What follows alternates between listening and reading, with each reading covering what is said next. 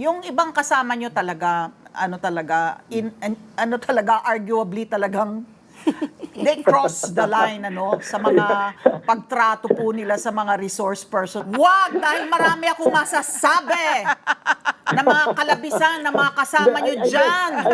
Hindi pa ako nakakapag-umpisa kong.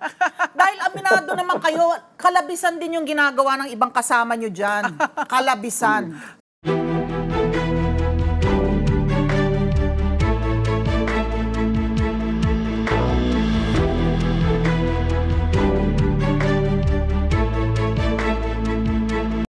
Nagsisimula na ang TRICOM hearing ng Congress.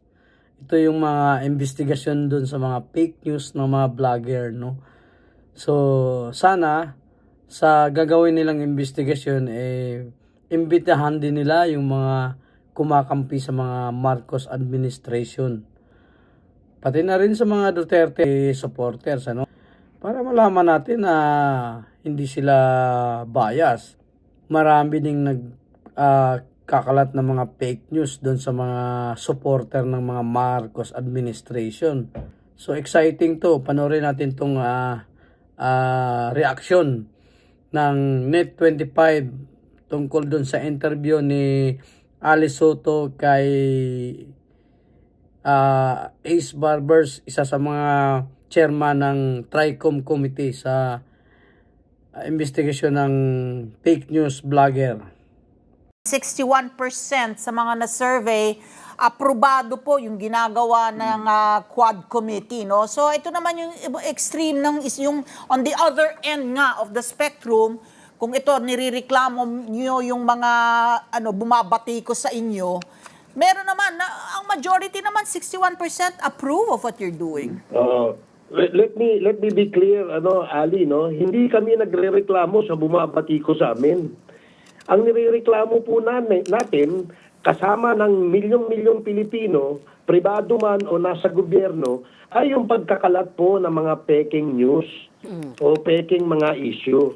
Wala hong problema, mag-criticize sila sa amin, sabihin nilang bobo kami, sabihin nilang kami, tanga-tanga kami dyan sa Kongreso, wala hong problema yon.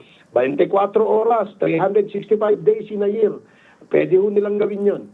Pero yung magpakalat ka ng fake news, na hindi naman wala namang basihan. Halimbawa, no, I'm just using the issue that was thrown at me, no. Ako tinawag na drug lord, no.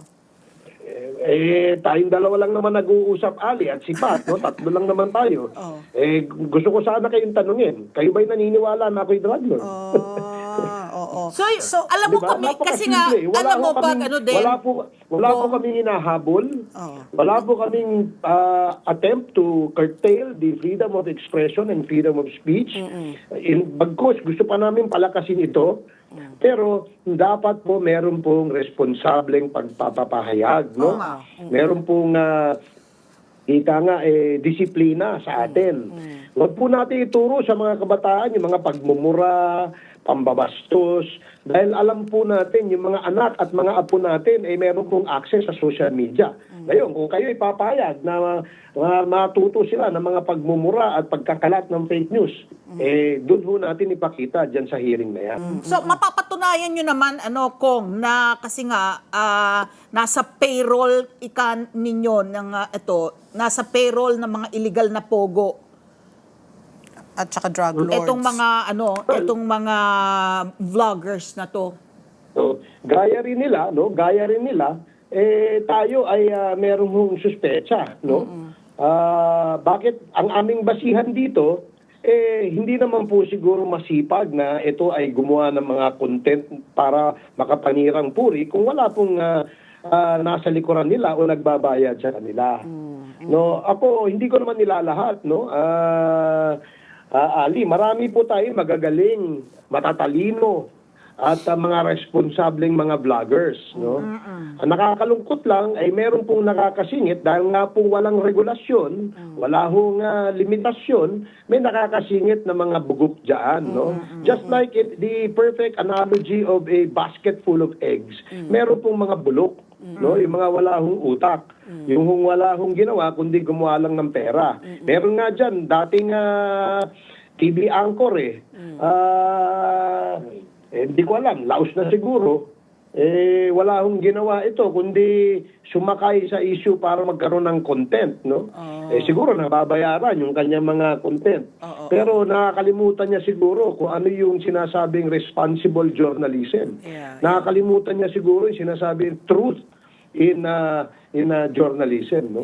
So dapat Nag-iba na kasi kung remind ulit ito mga nag-iba na talaga ang landscape dahil sa sa social media, no? Yeah, Yung, because of the social media. I was going to ask nga, are you going to go as far as like what they call this, banning? Like, di ba ang Meta, nagsabi na sila, wala na, tatanggalin na nila yung pag-vet na yan. Di ba? Yun ang kinakatakutan ng mga nasa Amerika. Hindi naman siguro kami aabot sa ganon dahil nga ang amin lamang layunin ay magkaroon ng disiplina, magkaroon ng regulasyon, magkaroon ng pamantayan, no? Itong mga pagbablog. Kasi for all we know, baka bukas, kung wala na ho akong trabaho, baka mag-vlogging na rin ho ako. alam mo, parang yung gusto mong mangyari, parang talagang yan, lubhang napakahirap. Kasi there will always be yung sinasabi ninyo na merong dating journalist. Na, Kasi any Tom, Dick, and Harry now gustong sabihin. At binibigyan sila ng plataforma to express what they want to say. Yeah. Pero tatayo ang pangalan mo Maniniwala ba kami, kamo, kung na drug lord ka? Tatayo ang pangalan mo. In the end, it's really your credibility, your integrity. Paniniwalaan ba ng mga tao yung pinagsasabi nitong tao na to na allegation, let's say, against you? I think ang kampanya, ang thrust should be educating everyone to be more discerning so that you can separate the chaff from the grain. That is exactly what we want to achieve here. Di ba? Taliwas doon sa iniisip ng iba na pinipigilan natin yung kanilang malayang pamamahaya. Yun ang sinasabing fake news. Kaya nga tinitwist nila Di ba? Pagka yung interview mo halimbawa sa isang yung interview nyo sa akin, i-splice nila ito. I'll bet you 1,000% they will do this. They will splice this, no? And they will only play yung mga gusto lang nilang marinig na ikasisira natin, no? Yun nga, balik ulit yung tanong sa inyo, no, Ali. Kayo ba papayag na walang regulasyon, na patuloy ang pambabastos, patuloy ang pagmumura, patuloy ang walang disiplina ng mga yan? Diba? Alam mo, kung kayo ay kaisa ng komite, kung kayo po ay kaisa ng komite, kami po ay nag-iimbita sa inyo na magbigay din ng inyong opinion sa aming susunod na hearing tungkol dito. Bigyan nyo kami ng guidelines, bigyan nyo kami ng ideya kung paano natin magkakaroon ng disiplina para pare-parehas po tayo makinabang. Hindi yung kayo lang o kami lang. Wala hong ganun. Ito ay para sa bansa. Sana makadalo kayo sa aming pagdinig sa ganun makapagbigay din po kayo ng inyong opinion at ay idea nako, wag para mo ako ma-improve. papupuntahin kong wag dahil marami akong masasabi na mga kalabisan na mga kasama nyo dyan. Hindi pa ako nakakapag-umpisa kong. Dahil aminado naman kayo, kalabisan din yung ginagawa ng ibang kasama nyo dyan. Kalabisan.